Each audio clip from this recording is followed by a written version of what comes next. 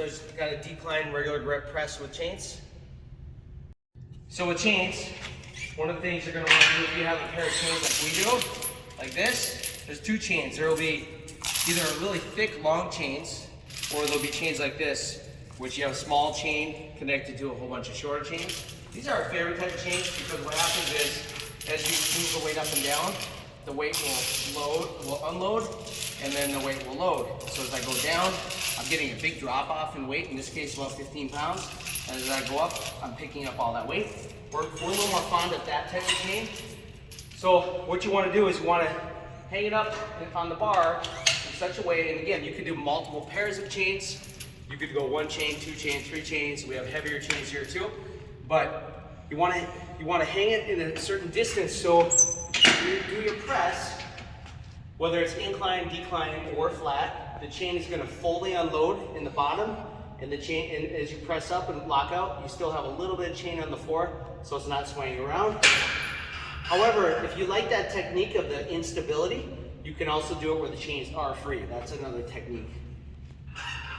So for here, you'll see the chain is still touching the ground, and then the bottom, it should fully unload, and then I'll work to press it up. So when you're doing decline bench, this technique is going to apply for all your bars, decline bars, and this technique is going to apply for your grips and whether or not you're doing quarters. So first is where you're going to set the bar up in the rack, where you're going to set the bench in the rack. It will really be dictated. You got to figure it out when you're lying down. So first, you're going to sit down. You're going to push your feet firmly into the bench. You're going to come underneath the bar. Most of the time you want your eyes underneath the bar directly. In this case, you actually want your eyes a little bit behind the bar. So I'm going to scoot the bench back a little bit. Come on back down. Now my eyes are behind the bar. That's a little bit better. I have a fat bar here, and again, it doesn't matter what bar you're using for this grip. And what you're going to do is once you unrack, you're going to be in a different bar position here. You're going to come down usually below your sternum, usually at the top of your rib cage, below your sternum. So that's what you're going to do for this. So I'm going to press it up. As always, turn your elbows in a little bit, squeeze your shoulder blades in, and you're coming down slowly below the sternum to the chest, to the rib cage, and then straight up and slightly back. Straight up and slightly back. Although the bar is going to move a little bit more in a straight line. You won't be pushing the bar backwards too far on this one. It's going to be moving through more of a straight line. So I'm going to teach you how to find your optimal grip for just normal benching, whether it's a flat bench, barbell benching, barbell incline, barbell decline, and I'm also going to show you close grip. So I'll show you how to do both of these in this video, in this segment. And typically at Higher Power, we typically favor more of a moderate grip. We don't like to go super wide, we don't like to go super narrow. The reason is when you do wide grip benching, you tend to put a lot more force in your shoulder. You have about 1.5 times the force. And one of the things we know is that world-class bench press, athletes, power lifters, these guys tend to be able to lift for a long time, very heavy weight. They tend to favor more of a narrow grip. So we tend to do a little bit more of a narrow grip. So to find just your optimal grip, what you do is you go just stand shoulder width, feet a little narrower than shoulder width, bring your thumb to your thigh, and then just kind of come straight up. That's going to be about right for most people. Now you can come in a little bit narrower, you can come out a little bit wider, but this is going to be here, and then we'll adjust it from there. That'd be for your classic grip. So now I'm going to go ahead and lie down, and we'll show you from a different angle. So now here's about my width from my thighs. I'm just going to go ahead and go down.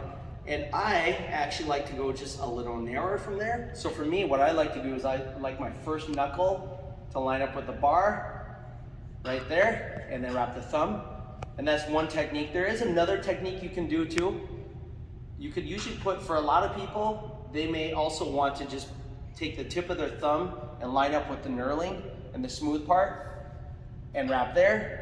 If you like just a slightly wider grip, but I like slightly narrower, so for me, I like this position.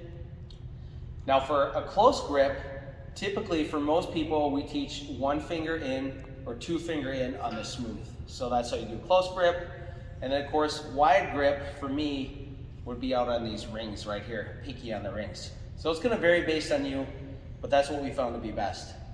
So when bench pressing, whether you're gonna do flat, decline, or incline, this technique is going to apply for all forms of bench pressing. I'm going to teach you the different contact points we need to maintain when we press. So first off is we're going to sit down on the bench and we're going to lie back. And what you want to do is you want to get your eyes underneath the bar. That's the first thing. So I'm going to get the eyes right underneath the bar. And then from there, I'm going to bend my knees a little bit. You don't want your feet out here. You don't want to be super bent where you're on your toes, although a lot of powerlifters will do it. We want our feet firmly on the ground, but we do want a little bit of knee bend. So right there, I have a pretty good knee bend. So that's a good position for me. That's going to give me more solid base of support to press off of. Then from there, I'm going to pop up my chest. I always want to keep my head down and my butt down. So I have my feet down, that's contact 1 and 2, butt down, contact 3, shoulders down, and head down, okay? Now, next thing I'm going to do is I'm going to squeeze my shoulder blades together really, really tight. That's really important that you always keep your shoulder blades anchored. So squeeze together. I'm going to get my grip. And then from here, I'm going to press up the bar. If you have a spotter, it's always good to have a spotter on the bench, not only in case you get stuck, but it does save your shoulders. If you're always unracking on your own, it's a little bit harder on your shoulders over time.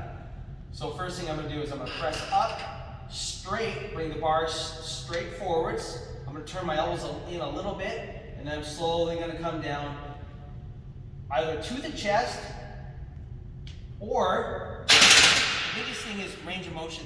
We always want a pain-free range of motion. Ideally, we're coming down to that chest, but if you're having a lot of pain, then you should use a range of motion that would be different for you. Maybe you would put a towel on your chest, or a board, or you would just simply stop. We want maximum pain-free range of motion.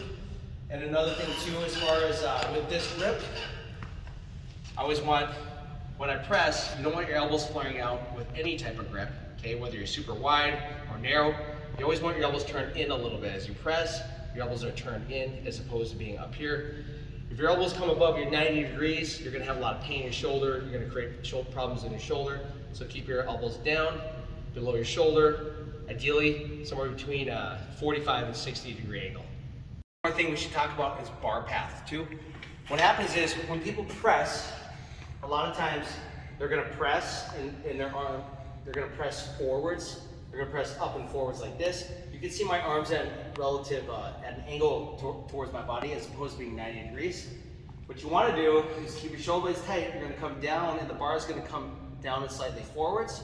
And then as you press, you're gonna press the bar up and slightly back. Down and slightly forwards, up and slightly back. But as you're pressing, your forearms should be vertical at all times. So what you want to avoid is, avoid pressing forwards like that. Forwards like that. That's really hard on the shoulders and you have no leverage. Instead, keep your elbows under the bar at all times. Press up and slightly back, down and slightly forwards. And what you're doing is you're literally approaching, in the flat press, you're going to be approaching your sternum. So you're always controlling down and your target is right around the sternum or right around the line of the nipples and slightly below.